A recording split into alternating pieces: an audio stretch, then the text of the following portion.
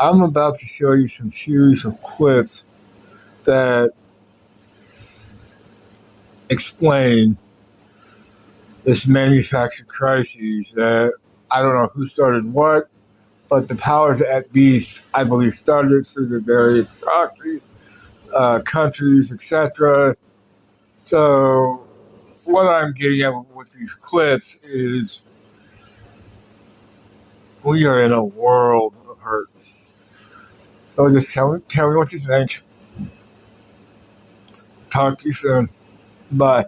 As an outdoor and camping YouTuber, I love camping in the winter cold. But even on my coldest trips, it was still better than when I was in the military in Kansas training for my deployment. When I was there, it got so cold that we would have to have soldiers spend almost an hour in the Humvees warming up just to go out to the range and spend 15 minutes qualifying. And eating MREs was miserable. That weak chemical heater just never got the job done. I would have killed to have had today's sponsor, MRE Oven. MRE Oven is the portable heating pouch that allows your MREs to get piping hot even in the coldest environments. With an insulated, heat-reflecting interior and a spill-proof bag, the MRE Oven can give soldiers in a field, hunters in a blind, or hikers out on a mountaintop the warm meal they need to make it through the tough hours ahead. Plus, since it Velcros shut, you can pop it in your ruck after you're done heating it up, and it'll stay warm. So even if you have to pull security or set up your tent, you'll know that there's still a warm meal waiting for you. It's available on mreoven.com, but it's also available on GSA for purchase for your units, and next year it will be available on shelves at AAFES. So if you're tired of hearing your soldiers suffering with cold MREs, then check out mreoven.com. Okay, so the president has laid out some really hot takes, and the first is he states that 34 ships went through the Strait of Hormuz yesterday, April 12th, which he says is by far the highest number since this foolish closure began, and then signs it, right? Well, when we look at the Strait of Hormuz Maritime Risk and Transit Monitor, it updated 4 a.m. April 13th. You can see that the April 12th data shows a significant number of transits, but that significant number is actually just 14. So again, we are looking at, this is relative to a high of nearly 30 on March 1st. By saying that I put out 4 videos every day on this channel. Now, the criteria to be one of those videos is not just limited to, but it's generally, if it's interesting to me, it's interesting to you guys, if it's entertaining, or if it's related to an issue at the moment. That is generally the criteria. And I try to avoid, and I don't always succeed, in engaging in trivialities, talking about stupid things or funny things. I try to limit that as much as possible. But sometimes something happens, and I try to dismiss it, but I actually have to respond to it. And I'm talking about this. This is an image that Donald Trump posted on social media. Now, we can laugh at... An expert on the oil and gas industry told me the math behind California's gas prices doesn't add up. In fact, prices vary widely across the state. Take a look at this station in Big Sur.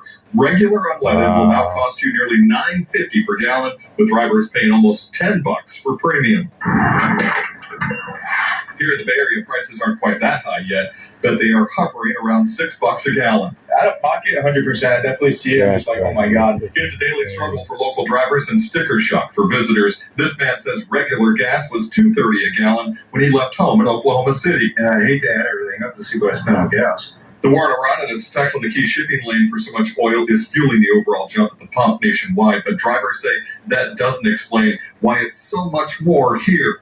We asked the experts. About half of that is due to gas during the conflict with Iran, but the choked-off Strait of Hormuz isn't just about driving people and products. 13 fact-finders looked into how the war, coupled with tariffs, is multiplying your grocery bills. Right now, it takes more lettuce to buy your lettuce. Even though we grow a lot of it here in Arizona, prices are up about 15% this year, roughly 30 cents a head at the store. With tariffs, food prices were already expected to jump in 2026. Some experts were expecting grocery prices to grow around 2.5 to 5% this year, and now that the conflict is going on, people are thinking that's going to be 10% plus. It might not look like it, but that head of lettuce might as well be a petroleum product. It's transported with gas, packaged in plastic, also derived from petroleum, and ingredients in the fertilizer that helped it grow likely came through the Strait of Hormuz. Personal finance expert John Kiernan says these are just the initial shock waves. He and other experts foresee a pricing earthquake that will rattle all of us later this year. It's going to hit farmers hard, and it's going to hit consumers hard. Packaging is packing more of a punch than most of us know. From aluminum cans to plastic bottles to clamshell cases, all of them are costing more to make. So what happens to your grocery bill under triple threat of packaging, fuel, and fertilizer?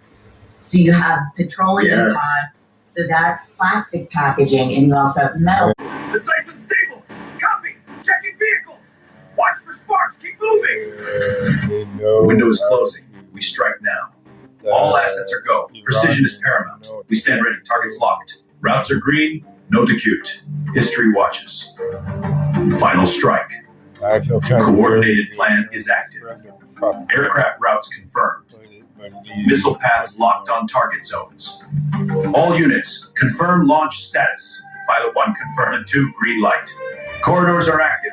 Launch in T-5. Weapons hot. Ready. Signal received. Trajectories updating. All stations, confirm status. Confirmed. Ready to engage. Arming sequence initiated. Bombs and missiles loading. Copy that. Pre-flight checks complete. Moving to aircraft. Ordnance secure. Jets are armed. Ready for takeoff.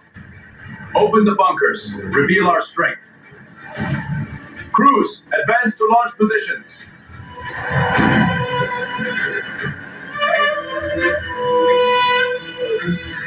Apparently. We begin with that crazy his busiest trades and hubs, Grand Central.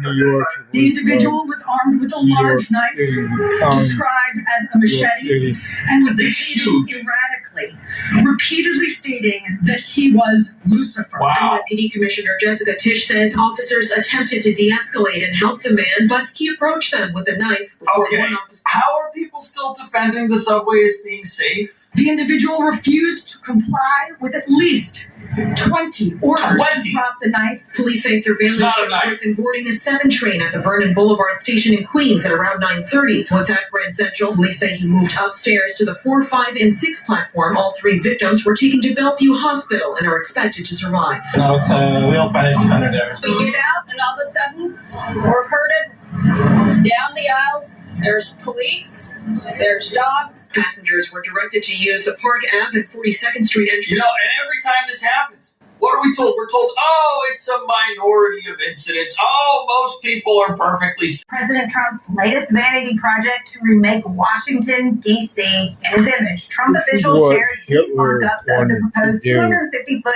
arch he wants to build near Arlington National Cemetery. It features a golden inscription reading, "One nation under God," topped with a winged Lady Liberty statue and 2 24-foot eagles. Now, a historian and 3 veterans are suing, arguing that congressional approval is required to build it, and that it would block views of Arlington. Vietnam War veteran John Gunderson is one of the plaintiffs. He says, quote, "I've often visited Arlington National Cemetery with its inspiring view of the Lincoln and Washington monuments, and which honors those who paid the ultimate price for their country, including some of my comrades from the Vietnam War. This sacred site and this historic view should not be desecrated by the planned arch." John Gunderson joins us now. He served in the U.S. military, and he's also a former U.S. diplomat. Also with us is Nick Sansoni, an attorney at Public Citizen Litigation Group and counsel in this case.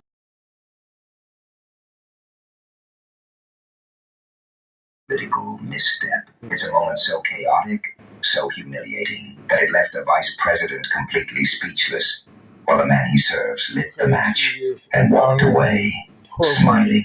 This is the story of betrayal, ego, and a government spiraling into dysfunction.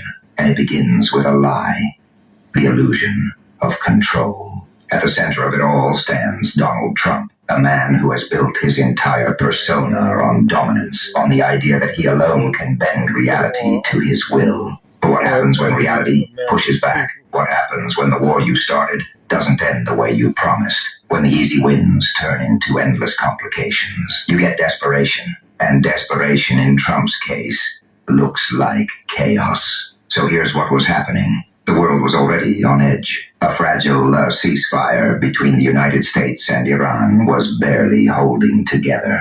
Israel continued military operations in Lebanon. The Strait of Hormuz, one of the most critical choke points for global oil, was effectively shut down. Markets were nervous. Allies were uneasy. And Iran was making bold demands, full control over the strait, and the lifting of crushing economic sanctions. This wasn't just another diplomatic moment. This was a powder keg. And right into that powder keg, Trump sent J.D. Vance. Now let's talk about Vance for a second.